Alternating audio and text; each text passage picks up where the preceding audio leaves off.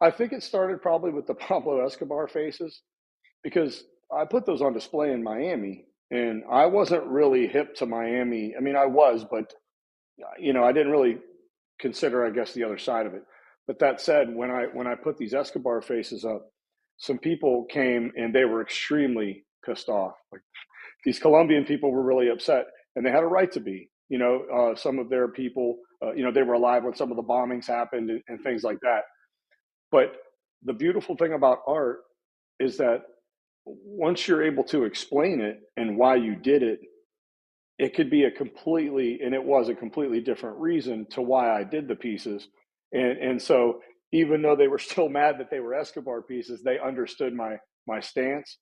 And I think that sort of started the spark because I was like, wow, so Scorsese, Tarantino, they can all do really violent films and it's really cool and it's really exciting.